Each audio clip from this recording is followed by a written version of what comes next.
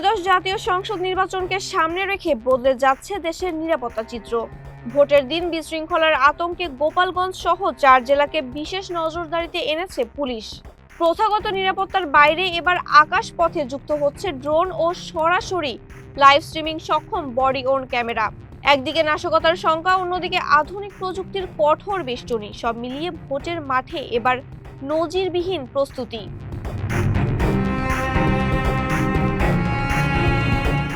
Police সদর দপ্তরের তথ্য অনুযায়ী গোপালগঞ্জ, মাদারীপুর, শরীয়তপুর ও ফরিদপুর জেলার অতীতের রাজনৈতিক সহিংসতার ফলে এবার ভিন্ন ধর্মী নিরাপত্তা পরিকল্পনা নেওয়া হয়েছে। 2024 সালে গোপালগঞ্জের সেনাবাহিনীর উপর হামলা ও গত বছর জুলাইয়ে এনসিপির সমাবেশকে কেন্দ্র করে ঘটে যাওয়া সংঘাতের ঘটনাগুলো বিশেষ গুরুত্ব দিচ্ছে প্রশাসন।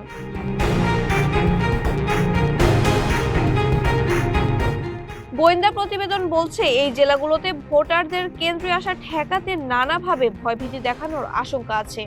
তাই ঝুঁকি মোকাবেলায় অধিক ঝুঁকিপূর্ণ কেন্দ্রের আশেপাশে বহিরাগতদের চলাচল ও রাজনৈতিক কর্মীদের সন্দেহজনক গতিবিধির ওপর কঠোর নজরদারি চালানো হচ্ছে। পাশাপাশি 4 জেলার পুলিশ সুপাররা এলাকা ভিত্তিক ঝুঁকি মূল্যায়ন করে নিজস্ব নিরাপত্তা পরিকল্পনা প্রণয়ন করেছেন।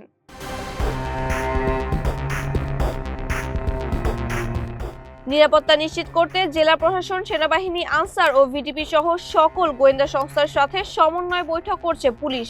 গোপালগঞ্জের প্রতিবেশী জেলা হওয়ায় খুলনা ও বাগেরহাটেও বাড়তি সতর্কতা নেওয়া হয়েছে। পুলিশের বিশ্লেষণ অনুযায়ী এবারের নির্বাচনে বড় দুটি ঝুঁকি রয়েছে। প্রথমত, বিস্ফোরণ বা আগুনের মতো নাশকতামূলক কর্মকাণ্ডের মাধ্যমে ভোটারদের বাধা দেওয়া। দ্বিতীয়ত, কেন্দ্র দখল, জাল ভোট বা সংঘর্ষের মাধ্যমে ভোট প্রভাবিত করা। এছাড়া গুপ্ত হামলা ও টার্গেট কিলিং এর আশঙ্কা থাকায় দেশজুড়ে পেশাদার সন্ত্রাসী ও ভাড়াটে খুনিদের গ্রেপ্তারে বিশেষ নির্দেশনা দেওয়া হয়েছে। এরই মাঝে পুলিশের বিশেষ শাখা থেকে 103 জন ভাড়াটে শুটারের তালিকা মাঠ পর্যায়ে পাঠানো হয়েছে।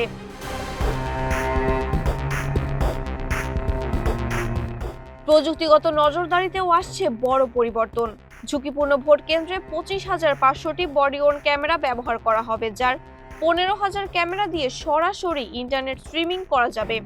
কোনো কেন্দ্রে গোলমাল শুরু হলে তাৎক্ষণিক SOS বার্তার মাধ্যমে কেন্দ্রীয় নিয়ন্ত্রণ কক্ষ থেকে পরিস্থিতি দেখা সম্ভব হবে। এছাড়া 21,946টি ঝুঁকিপূর্ণ কেন্দ্রে সিসি ক্যামেরা স্থাপনের কাজ চলছে এবং 500 ড্রোন ও 50টি ডগ স্কোয়াড মোতায়েন করা হবে। বিদ্যুৎবিহীন 299টি কেন্দ্রেও সংযোগ দেওয়ার কাজ শুরু হয়েছে।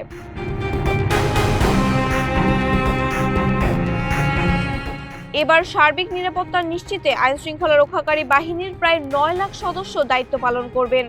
ভোটের 4 দিন আগে থেকে শুরু করে ভোটের 7 দিন পর্যন্ত এই বাহিনীগুলো সক্রিয় থাকবে। মাহবুবা ইসলাম, মানবকণ্ঠ।